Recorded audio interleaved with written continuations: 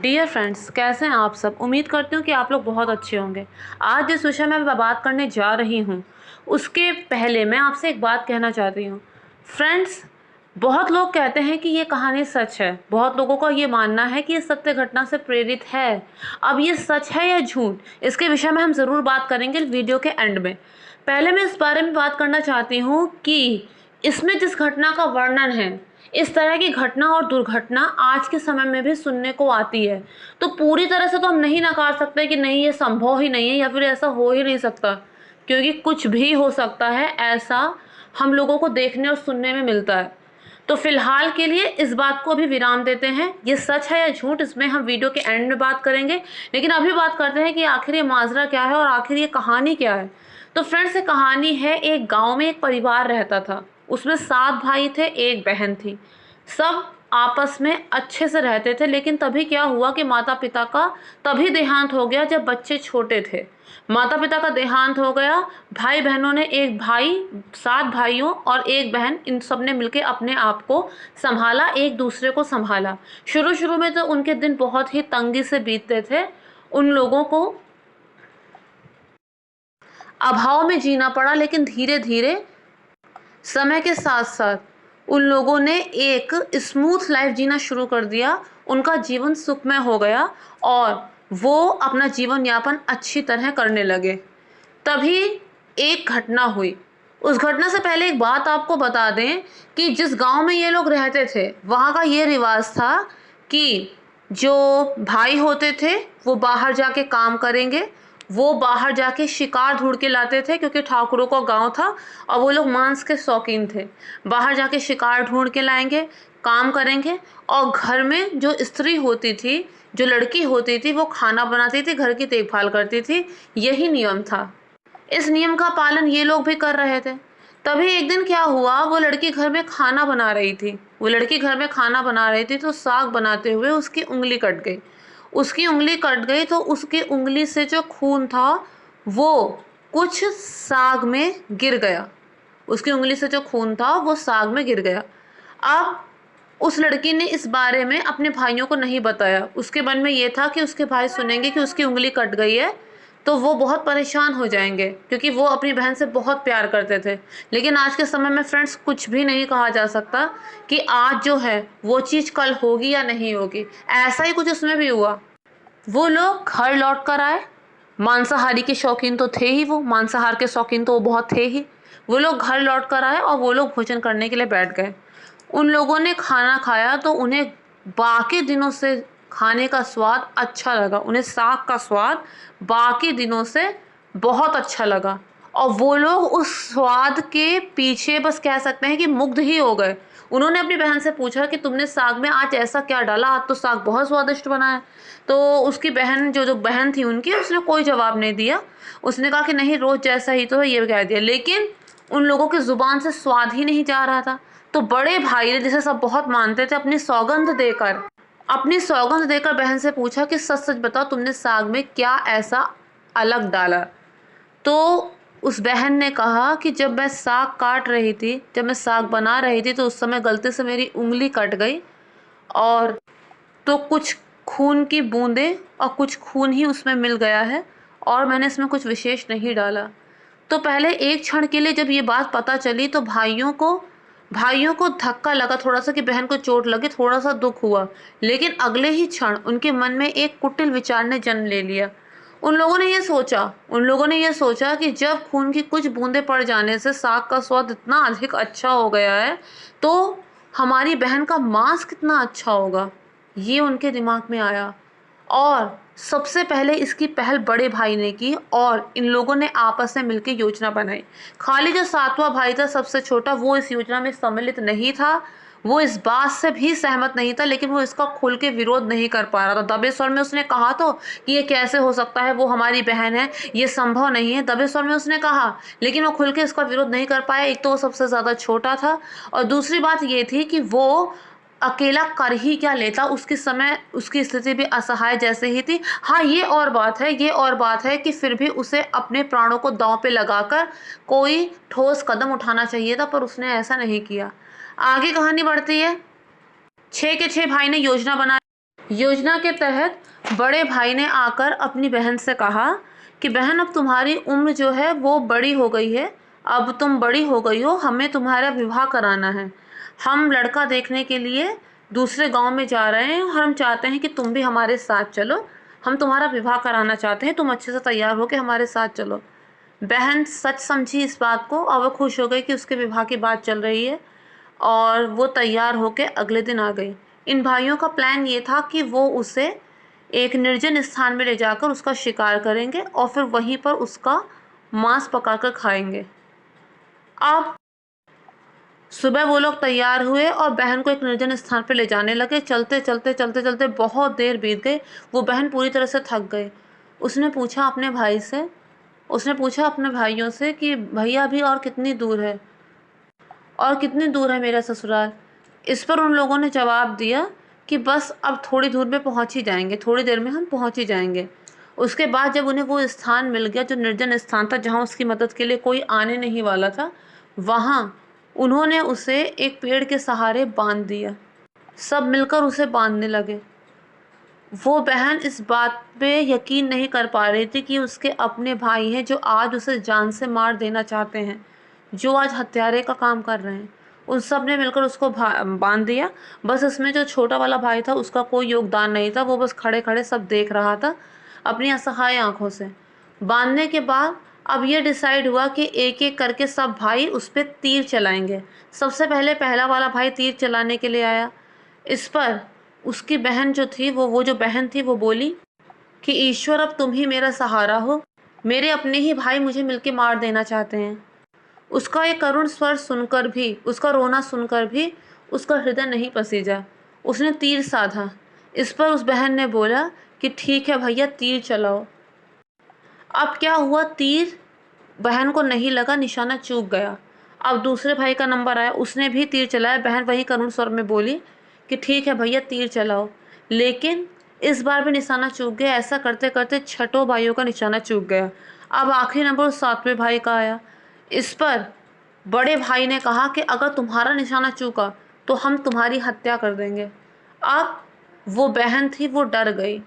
उसने सोचा कि अगर इस बार मुझे निशाना नहीं लगा तो वो मेरे भाई को मार डालेंगे, और इतना तो वो अब समझ ही गई थी कि इसमें छोटे भाई का कोई योगदान नहीं है और वो बस उसकी मदद कर नहीं पा रहा है। तो उसने भगवान से प्रार्थना की कि इस बार निशाना ना चूके, और फिर से उसने करुण करुण स्वर में बोला कि हाँ भैया, तीर चलाओ, मार दो मुझे। इस बार निशाना बिल्कुल ठीक निशाने पे लगा और उसके उसी समय प्राण पखेरु उड़ गए।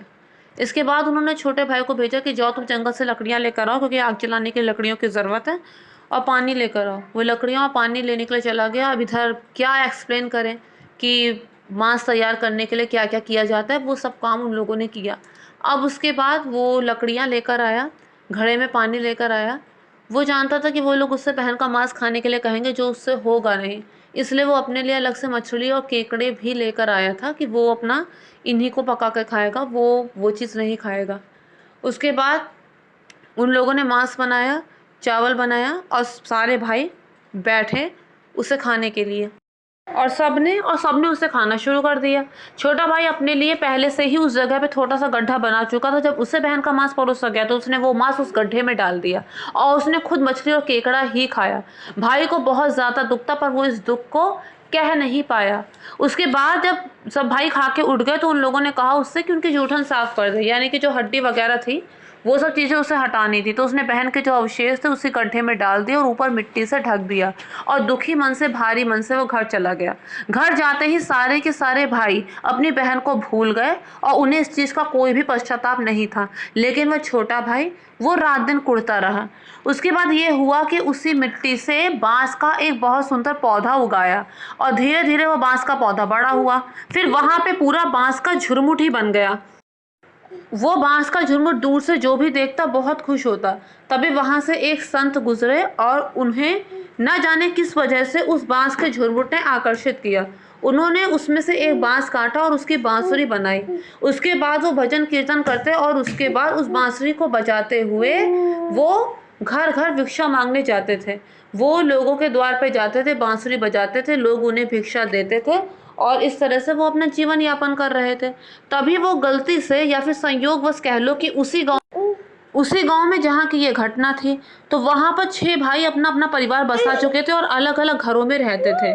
जब संत पहले बड़े भाई के द्वार तो जब वो बड़े भाई के घर में गए, तो बंसी के मधुर स्वर अचानक से उसकी बहन की करुण आवाज में बोलने लगे कि बंसी यहाँ मत बजो, बंसी यहाँ मत बजो, यही तेरा सबसे बड़ा दुश्मन है, ये हत्यारा है, बंसी यहाँ मत बजो। ऐसा जब सुना उस बड़े भाई ने, तो वो डर गया, पसीना पसीना हो गया कि कहीं उनकी पोल ना खुल जाए। उसने अपनी बीवी से कहा कि फौरन इस साधु को भिक्षा दे के रफा दफा करो।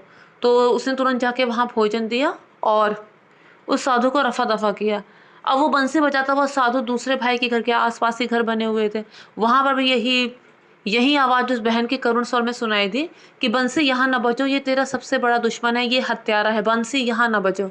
इस तरह से वो भी डर गया और उसने अपनी पत्नी से कहा कि इसे जल्दी से दक्षिणा दे के रफा दफा करो। उन्होंने भी उसे भोजन आदि दे के रफा दफा किया। ऐसा करते करते 6 भाइयों तक यही क्रिया चलती रही। उसके बाद जब 7वें भाई के यहाँ बंसी गई, बंसी लेकर साधु पहुंचा और वहां उसने बांसुरी बजाई। तब आवाज आई कि बांसुरी यहाँ बजो, ये तुम्हारा छोटा भाई है, ये तुम्हारा सबसे प्यारा भाई है।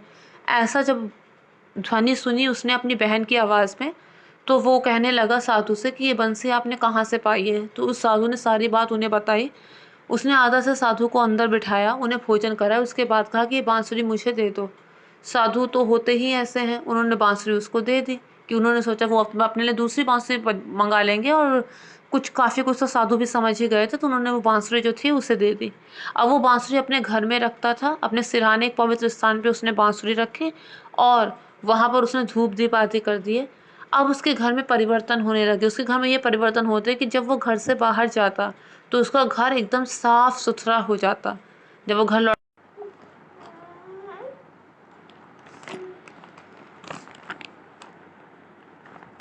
उसने अपनी भाभीियों से जाके पूछा कि आपने मेरे घर की साफ़ सफाई की। उन्होंने कहा कि जब हमें अपने काम से फुर्सत नहीं, हम तुम्हारे घर का काम क्या करें। तो फिर वो अचरज में पड़ गया कि ऐसा कैसे हो सकता है, कौन है आके जो मेरे घर में इतनी साफ़ सफाई कर रहा है। उसने क्या किया, वो एक दिन छुप के देखने लगा। उसने बाहर जाने का दिखावा किया और उसके बाद छुप कर एक कोने छुप गया और वहाँ से देखने लगा। वहाँ से जब पूरे घर में शांति हो गई तो अचानक बांसुरी से धुआं उठा और उस धुएं से एक लड़की निकली और वो लड़की पूरे घर की साफ सफाई करने लगी। ये देख के जो भाई था वो डर गया। उसने क्या किया, उसने बांसुरी को जला दिया और उसकी जो राख थी उसे गंगा जी में बहा दिया। उसके बाद जब उसने ऐसा किया तो उसकी बहन उसके सामने साक्षात प्रकट हुई और उसने कहा कि अब मेरे जाने का समय हो गया है। इतने दिनों से मैं भटकती रही और आज मेरी आत्मा को शांति मिली है। उसे देखकर भाई को बहुत दुख हुआ और वो चाहता था कि उसकी बहन उसके साथ ही रहे। तो उसने बोला, मेरी मृत्यु तो बहुत पहले ही हो चुकी थी, अब तक मेरी आत्मा भटक रही थी और अब मुझे भी यहाँ से जाना चाहिए। ऐसा कहकर वो वहाँ से चली गई और इस तरह से वो वहाँ मुक्त हो गई। अब कुछ लोगों का ये कहना है कि ये कहानी सच्ची है। अब कुछ लोगों का ये कहना है कि ये कहानी सचमुच में घटी थी। बाकायदा वो जगह दिखाई गई है। यहाँ आप चित्र में देख रहे हैं कि वो बांस का झुरमुट है पीछे, जो भी थोड़ी देर पहले आपने देखा कि वहाँ पर वो बहन जो थी वो बांस के पेड़ों के झुरमुट में बदल गई थी और वो जो साधु थे, वो जो बांसुरी लेकर गए थे, वो उसी बांस के बगीचे से बांसुरी लेकर गए थे। इसके अलावा फ्रेंड्स, ये आप देख रहे हैं यहाँ पे बोर्ड है और यहाँ पे जो 6 स्मारक सी बनी हुई हैं, ये उन 7 भाइयों का प्रतीक है, ऐसा कहा जाता है। तो फ्रेंड्स, आज के समय के हिसाब से जिस तरह की घटना और दुर्घटना हम लोग सुनते हैं, तो पूरी तरह से ये भी नहीं कह सकते कि ये पॉसिबल नहीं है। लेकिन फ्रेंड्स, ये बात भी सच है कि जिस चीज़ को होते हुए देखा नहीं गया हो या फिर जिसका कोई और साक्ष्य ना हो, उसे हम कैसे कह सकते हैं कि हाँ ये सही बात है। फ्रेंड्स, कई बार ऐसा होता है, लोग उपन्यास लिखने में क्या चीज़ करते हैं, लोग उपन्यास लिखने में कुछ सत्य तथ्यों को उठाते हैं। कोई सी बात जो सच हुई होगी उसको वहाँ से उठाते हैं और उसके बाद अपने आप मन गढ़ंत लिखते चले जाते हैं। उपन्यास कभी सच नहीं होते, फिर चाहे किसी का भी उपन्यास हो। आपने चंद्रकांता उपन्यास के बारे में सुना होगा। चुनारगढ़ विजयगढ़ सच में जगह है, चंद्रकांता भी थी, लेकिन जो उपन्यास में लिखा है वो सब चीज़ें सच नहीं है, वो खाली सत्य घटना से प्रेरित हैं। तो इस बारे में कुछ कहा नहीं जा सकता कि ये सच है या नहीं। लेकिन एक बात ज़रूर मैं कहना चाहूँगी, इस कहानी को जब मैंने सुना था इस कहानी को जब मैंने सुना था तो मैंने कमेंट में नीचे देखा था कि कुछ लोगों ने लिखा है कि हमारी दादी माँ ऐसी कहानी सुनाते थे। फ्रेंड्स, दादियाँ सबकी कहानी सुनाती हैं, लेकिन मैंने पहले कभी नहीं ऐसा देखा या सुना कि दादियाँ ऐसी कहानी सुनाती हैं। फ्रेंड्स, अगर मैं अपनी बात करूँ तो मेरी दादी जो कहानियाँ सुनाती थी वो हमेशा धार्मिक होती थी, और वो कहानी होती थी कि जो आज के समय में सत्संग में या फिर कथा में सुनती हूँ। फ्रेंड्स, उस समय जो दादी ने मुझे कहानी सुनाई थी, चाहे वो धुंधकारी की कहानी हो, चाहे वो अजामिल की कहानी हो, चाहे वो शबरी का प्रसंग हो, चाहे जो हो, मुझे देख के इतना ज़्यादा आश्चर्य होता है कि इतना डीपली दादी ने कैसे पढ़ रखा था। और जबकि उनकी आंखों में आंखों में भी दिक्कत थी, उतना अच्छा वो नहीं देख पाती थी, उसका मतलब शुरू से ही उनकी इसमें रुचि रही होगी। तो वो सब कहानी वैसे की वैसी मुझे कथा में और सत्संग में सुनने में मिलती है। फ्रेंड्स, साथ में मैं एक बात और कहूँगी। फ्रेंड्स, आज के समय में और कुछ समय पहले तक कुछ बच्चे ऐसे भी होते थे जिन्हें, बच्चे क्या कहूँ, मैं कह दूँ कि कुछ लोग ऐसे भी होते थे जिन्हें ये नहीं पता होता था कि सुंदरकांड किसे कहते हैं। मुझे बहुत ताज्जुब हुआ कि एक ब्राह्मण लड़की जो 11th-12th में पढ़ती थी, उसने कहा मुझसे कि बहन, सुंदरकांड किसे कहते हैं। ये इस बात को बताता है कि उसके घर में पूजा पाठ में कितना महत्व दिया जाता है। उसका मतलब तो यही है ना कि उसके घर में रामायण की एक पोथी तक नहीं है। फ्रेंड्स, हम लोग बच्चों को दोष देते हैं कि आजकल के बच्चे ऐसे हैं, वो गंदी चीज़ें इंटरनेट पे देखते हैं, उन्हें पूजा पाठ में कोई बिलीफ नहीं है। इसके पीछे उनके घर के बड़े बुजुर्ग और इसके पीछे उनके घर के लोग ही जिम्मेदार हैं।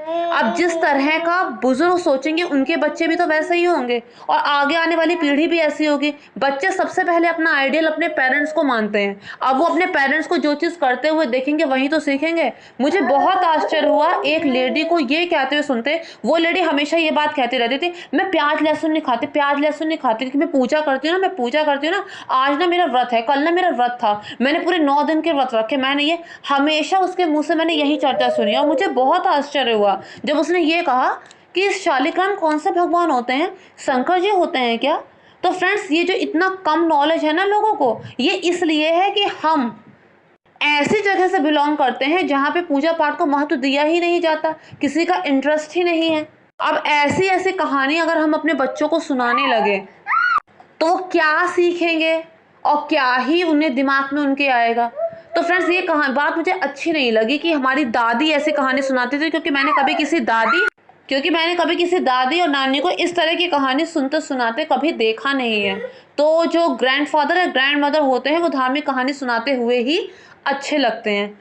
तो फ्रेंड्स, इसके अलावा मैं एक बात कहना चाहती हूँ कि जिस चीज़ का कोई ठोस प्रमाण ना हो उसे इतना ज़्यादा प्रमोट नहीं करना चाहिए, क्योंकि जब एक ही बात 10 जगह से सुनने को मिलेगी तो कुछ ना कुछ तो डाउट होगा ना दिमाग में, कहीं ये सच तो नहीं है। और कई बार तो ऐसा भी होता है, लोग सच में कुछ ना कुछ झूठ मिला देते हैं, जिसे अर्धसत्य कहते हैं। वो तो सच से भी ज़्यादा विनाशकारी होता है। और कई बार ऐसा भी होता है कि लोग उस सच को बनाने के लिए मनगढ़ंत जगह बना देते हैं, मनगढ़ंत कुछ चीज़ें कर देते हैं जो सही नहीं है। अब जब तक अपनी आंख से देखा नहीं, अपने कानों से नहीं सुना, तो उस पर कैसे बिलीव कर सकते हैं। अब लोग इसे धार्मिक चीज़ों से जोड़कर ना देखें, क्योंकि वो बात अलग है और ये बात अलग है। तो फ्रेंड्स, अपना वीडियो यहीं पे स्टॉप करते हो। अगर अच्छा लगे तो मेक श्योर चैनल को सब्सक्राइब, वीडियो को लाइक और शेयर ज़रूर कर दीजिए।